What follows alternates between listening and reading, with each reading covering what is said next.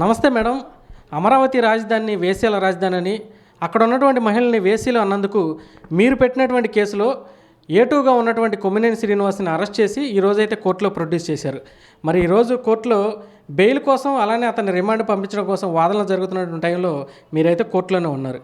మరి కొమ్మినేని శ్రీనివాస్ తరపున వాదనలు వినిపించినటువంటి పొన్నవోలు సుధాకర్ రెడ్డి గారు ఈరోజు కోర్టులో ఏం మాట్లాడారు, మరి అక్కడ ఉన్న వాళ్ళని ఎలా ప్రభావితం చేయాలని చూశారు, మరి దీనికి జడ్జీలు ఏమని సమాధానం చెప్పారండి.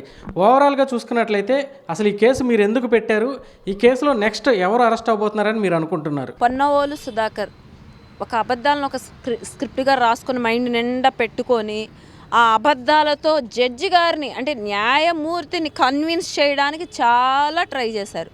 చాలా అంటే చాలా. ఆ పొన్నవోలు సుధాకర్కైనా అర్థం కావట్లేదా? ఆయనకన్నది కూడా ఒక తల్లే. ఆయన సహచరిని అన్నం పెట్టేది భార్య ఆడబిడ్డే. ఒకవేళ ఆడపిల్లలు ఉంటే ఉండొచ్చు కదా, చెల్లో లేదంటే కడుపును పుట్టిన పిల్లలో. మీ పిల్లల్ని వచ్చి ఎవరైనా ఇదే మాట అంటే మీకు ఎలా ఉంటుందో అలాంటిదే కదా మామంట కూడాను. ఎందుకండి వీళ్ళు వాదించి ఉన్నది కూడా పోగొట్టుకోవడం వాదించారు. ఉపయోగం జడ్జి గారు న్యాయదేవుళ్ళు కాబట్టి వాళ్ళు న్యాయం వైపే చూస్తారు. కాబట్టి వాళ్ళ ఆస్థానంలో ఉంచాడు దేవుడు. ఖచ్చితంగా వీళ్ళు చెప్పే అబద్ధాలకి వీళ్ళు చెప్పే కట్టుకథలకి ఇక కాలం చెల్లింది. ఆయన ఒకటే మాట చెప్తున్నాడు, దేవతల రాజధాని. ఆ దేవతల రాజధాని ఇలా ఎలా ఆపాదిస్తారు అమరావతికి? అది నేనైతే నేను ఒప్పుకోను అన్నట్లు ఆ తర్వాత అన్న మాట ఏంటనేది చెప్పాలి కదా. ఇది హిస్టారికల్ ప్లేస్. నిజంగా వీళ్ళకి అసలు మైండ్ నుండి మాట్లాడుతున్నారో అవగాహన చేసుకుంటున్నారో లేదో. కనీసం పేపర్ ఒకవేళ గూగుల్లో కొట్టినా వస్తుంది కదండి అమరావతి విశిష్టత గురించి. హిస్టారికల్ ప్లేస్ అమరావతిని పట్టుకొని దాని చరిత్ర ఏంటో కూడా తెలుసుకోకుండా ఎంత చరిత్ర కలిగినటువంటి అమరావతిని ఆ పేరు గురించి వీళ్ళు ఇంత ఇది చేశారు. ఆ ప్రాంతంలో ఉన్న మహిళలు మొత్తాన్ని వేశ్యలు అన్నారు, వేశ్య రాజధాని అని అన్నారు. అంటే ఇంతకు మించిన దారుణం ఇంకొకటి ఉండదు. ఖచ్చితంగా ఈ విషయంలోనైతే మాత్రం నేను మొదటి నుండి ఒక మాట కట్టుబడి ఉన్నాను. అంతిమంగా Sakshi channel and print and electronic మీడియాని బ్యాన్ చేసేయాలి. ఖచ్చితంగా వీళ్ళ మీద కఠినమైన చర్యలు ఉండాలి. కంప్లైంట్ ఇచ్చిన దగ్గర నుండి కృష్ణరాజు అనే వ్యక్తి అజ్ఞాతంలోకి వెళ్ళాడని చెప్పి అంటున్నారు. ఏ అజ్ఞాతంలోకి వెళ్ళినా సరే కన్ఫామ్గా కోర్టుకి సరెండర్ అవ్వక తప్పనిసరిగా. లేదు అంటే పోలీసులు వాళ్ళ పని వాళ్ళు చేసుకొని తీసుకొస్తారు. కానీ ఇప్పుడు కొమ్మినేని శ్రీనివాసరావు గారు వాళ్ళు కోర్టులో వాళ్ళ లాయర్ గారు ఎంత అడ్డదిడ్డంగా వాదించడం అంటే, దేవతల రాజధాని అమరావతి దేవతల రాజధాని అంటే అక్కడ ఉంటుంది, దాన్ని నేను ఎలా ఒప్పుకుంటాను అన్నట్టుగా మాట్లాడుతున్నాడు. ఆ తర్వాత మాట చెప్పరే జడ్జి గారికి. ఇప్పుడు ఒక కంప్లైంట్ ఎఫ్ఐఆర్ అయ్యింది అంటే దానికి టైం ఉంది. ఆ టైం డ్యూరేషన్లో సిఐ గారు వాళ్ళ ఇన్వెస్టిగేషన్ వాళ్ళు చేసి వాళ్ళకి కావాల్సినంత సమాచారాన్ని సేకరించి నిజాలు తెలుసుకున్న తర్వాతే వాళ్ళు ఎఫ్ఐఆర్ చేశారు. దానికి సంబంధించిన వీడియోస్ అన్నీ కూడా వాళ్ళు చూసుకొని అవి కోర్టుకు కూడా ప్రొడ్యూస్ చేశారు. వాళ్ళు చేస్తే దాన్ని పట్టుకొని ఒక మాట చెప్పి రెండో మాట చెప్పనంత మాత్రాన్ని జడ్జి గారికి తెలియదా? అంతిమంగా ఎవరైనా సరే ఆడబిడ్డల్ని అంత దారుణంగా అవమానించిన తర్వాత ఎక్కడైనా సరే ఇలాగే జరిగిద్దని నేనైతే అనుకుంటున్నాను. మరొకసారి నేను న్యాయస్థానాలకి నేను ధన్యవాదాలు తెలుపుకుంటున్నాను, అలాగే న్యాయమూర్తులకు కూడాను. ఎందుకంటే అమరావతి విషయంలో మనం కనుక చూసుకుంటే స్టార్టింగ్ నుండి కూడాను మనకి అండగా నిలిచింది గతంలో న్యాయస్థానాలు, న్యాయమూర్తులు, న్యాయ దేవత మాత్రమే. కాబట్టి ఇప్పుడు కూడా మరొకసారి న్యాయం గెలిచింది, ధర్మం మన ప్రక్కనే ఉన్నది. కాబట్టి ఖచ్చితంగా కృష్ణరాజు అనే వ్యక్తి కూడా వస్తాడు. ఒకరోజు అటు ఇటు అవ్వచ్చేమో, ఖచ్చితంగా అతనికి కూడా ఇదే పరిస్థితి పడుతుంది. వీటన్నింటికంటే అసలు మనం ఆలోచించాల్సింది కలుపు మొక్క, దాన్ని కూకటి వేళ్ళతో సహా పీకేయాలి. అంతేగాని పైనుండి కట్ చేసినంత మాత్రాన ఆ సమస్య పోదు. నేనంటుంది ఏంటంటే ఇలాంటి వాళ్ళు ఇవాళ కేఎస్ఆర్ కృష్ణరాజు రేపు ఇంకొక ఇద్దరు వచ్చి కూర్చుంటారు ఇలాగే. కాబట్టి వీళ్ళకి వేరే మీడియా ఛానల్లో నుండి వీళ్ళని బహిష్కరించాలి. వీళ్ళకి అక్రిడేషన్ కార్డ్ ఏదో ఉంటుంది కదా, దాన్ని కూడా రద్దు చేసేయాలి. అన్నిటికీ మించి ఎవరైనా సరే కూర్చొని మాట్లాడేటప్పుడు అనలిస్టులు అవనివ్వండి, జర్నలిస్టులు, గతంలో ఇప్పుడు కూడా జర్నలిజం అంటే మాకు నిజానికి చాలా చాలా గౌరవం ఉంది. అలాంటి గౌరవప్రదమైనటువంటి వృత్తిలో ఉన్నటువంటి జర్నలిస్టుగా ఉన్న కేఎస్ఆర్ నిజానికి మాయని మచ్చలాగా తీసుకొచ్చాడు ఇప్పుడు జర్నలిజానికి. నేనంటుంది ఏంటంటే ఒక విషయం గురించి మాట్లాడేప్పుడు ఆడబిడ్డల గురించి ముఖ్యంగా మాట్లాడే ఇలాంటి వ్యక్తులని ఏ ఛానల్ వాళ్ళు కూడా ఎంకరేజ్ చేయటం అనేది కరెక్ట్ కాదని నా ఒపీనియన్.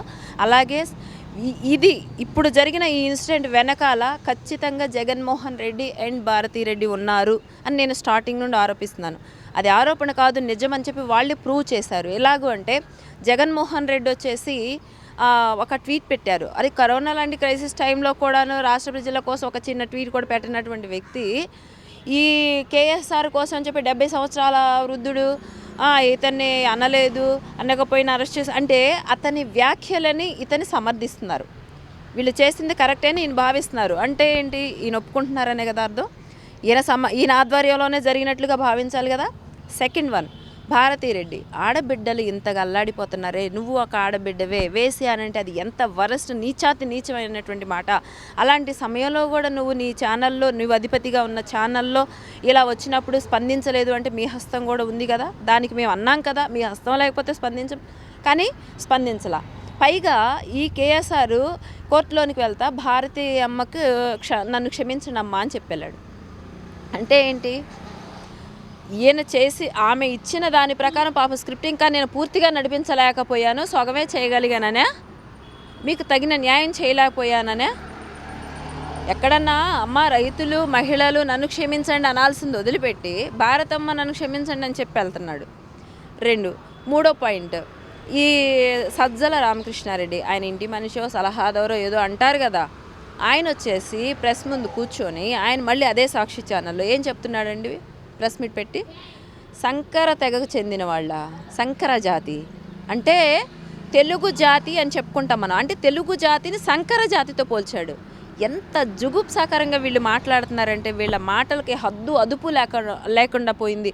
నిజానికి దేవుడు 4 ఇచ్చాడు కదా అని ఇష్టారాజ్యంగా మాట్లాడితే పరిస్థితి ఇలా ఉంటుంది అని చెప్పి వీళ్ళ ద్వారానైనా చూపించాలి అనేది నాకు నా ఒపీనియన్ అండి. ఎందుకంటే రెండోసారి ఇంకోసారి ఆడపిల్ల గురించి మాట్లాడడానికి భయపడిపోవాలి. అరే 4 ఉంది కదా అని అద్దు అదుపు లేకుండా కళ్ళ కావరంతో ఒళ్ళు కొవ్వెక్కి మాట్లాడుతున్నారు ఒక్కొక్కళ్ళు. నిన్నగాక మొన్న అంత పెద్ద మాట అన్న తర్వాత నీకు అక్క చెల్లి కూతురు భార్య అందరూ ఆడవాళ్లే కదా, కనీసం మాట్లాడవచ్చు అని ఇంగిత జ్ఞానం కూడా లేకుండా ఒక్కొక్కడికి 50 దాటే ఉన్నాయి వయసు కూడా, కనీస ఇంగిత జ్ఞానం అనేది కూడా లేకుండా నోటికి వచ్చిందల్లా వాగేస్తున్నారు. అంటే ఏంటి, వీళ్ళకి అసలు భయం అనేది లేదు. చట్టాలు ఏం చేస్తాయిలే అన్నట్టుగా ధీమాగా గత 5 సంవత్సరాల్లో మేము పాలించాం కదా, ఇప్పుడు కూడా అలాగే చెల్లుబాటు అవుతుంది. అబద్ధాల మీద అబద్ధాలు మాకు ఛానల్ ఉంది కాబట్టి ప్రసారం చేసుకుంటూ ఉంటామని డిసైడ్ అయినట్టున్నారు. కానీ మీకు ఇక కాలం చెల్లింది, మీకు ఇక అంతిమ గడియలు స్టార్ట్ అయినాయి, మీ పాపాలకి అంతిమ గడియలు స్టార్ట్ అయినాయి. రాసి పెట్టుకో సజ్జల రామకృష్ణారెడ్డి. మీరు ఏదైతే సంకర జాతి సంథింగ్ అన్నాడండి ఇతను, అంటే ఏంటి అసలు అది ఎంత దారుణమైనటువంటి మాట అంటే అంత దారుణమైనటువంటి మాట. ఆ మాట అన్న తర్వాత కూడా ఇతన్ని కూడా వదిలేస్తే ఇంకేంటండి, ఇంకెవడికండి భయం ఉంటుంది. కాబట్టి ఖచ్చితంగా సాక్షి యాజమాన్యం పైన చర్యలు తీసుకోవాలి.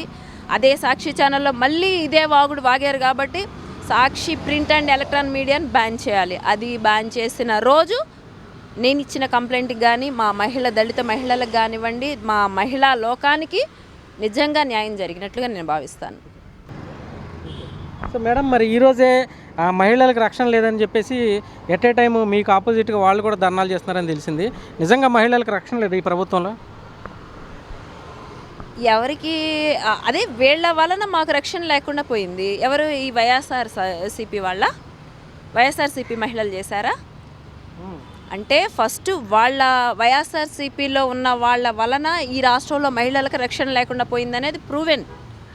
మరి వీళ్ళు ఏం పట్టుకొని, మరి నిజమే, మరి వాళ్ళ నాయకులు ఉన్నారు కదా, గోరంట్ల మాధవ్ అంటే అంబటి రాంబాబు అంటే గంట అరగంట అనుకుంటే అంబటి రాంబాబు, అవంతి శ్రీనివాస్ ఇలాంటి వాళ్ళు ఉన్నారు కదా వాళ్ళకి. సో వాళ్ళు మాట్లాడిన మాటలు ఏవైతే ఉన్నాయో అవన్నీ రాష్ట్ర ప్రజలు విసిగి వేసారిపోయి వాళ్ళకి 11 సీట్లతో ఇళ్లలో కూర్చోబెట్టారు. కాబట్టి వీళ్ళే నిజమే మహిళలకు రక్షణ వీళ్ళ పార్టీ నాయకులు వల్లే మహిళలకు రక్షణ లేకుండా పోయింది. అదే కదా మరి మేము చెప్తున్నాము, మహిళలకు రక్షణ లేదు కాబట్టే మహిళల జోలికి వచ్చిన వాళ్ళని నేను అదే అంటున్నాను, కలుపు మొక్కలు పైనుండి కాదు కూకటి వేలతో సహా పీకేయమని చెప్తున్నాను. మహిళలకు రక్షణ లేదు కాబట్టే సాక్షి ఛానల్ బ్యాన్ చేయమని అడుగుతున్నాను. మహిళలకు రక్షణ లేదు కాబట్టే వాళ్ళ ఎవరైతే మహిళల్ని కించపరిచి అవమానపరిచి అబ్యూజ్ లాంగ్వేజ్ వాడుతున్నారో వాళ్ళ మీద, అంటే జగన్మోహన్ రెడ్డి అండ్ భారతీరెడ్డి గారు వాళ్ళని ప్రోత్సహిస్తున్నారో వాళ్ళ మీద చర్యలు తీసుకోమని చెప్తున్నాను. మేము అడుగుతుంది కూడా అదే, చర్యలు తీసుకోండి. ఆయన ఎక్స్ సీఎం అయితే ఏంటి, ఎక్స్ సీఎం గారి వైఫ్ అయితే ఏంటి, ఆమెను ఒక మాట అన్నారని చెప్పి కిరణ్ని తీసుకెళ్ళి రిమాండ్ పెట్టలేదా? ఒక్క పూటలో నిమిషాల్లో అరెస్ట్ చేశారు కదా. మేము అలాంటి మహిళలవే. సో వాళ్ళ బారి నుండి మమ్మల్ని రక్షించమని మేము అడుగుతున్నాం. మరి వాళ్ళు పాపం మాకు సపోర్ట్గా వచ్చారా, లేకపోతే వాళ్ళ ఎందుకు వచ్చారనేది వాళ్ళకే తెలియాలి ఇక.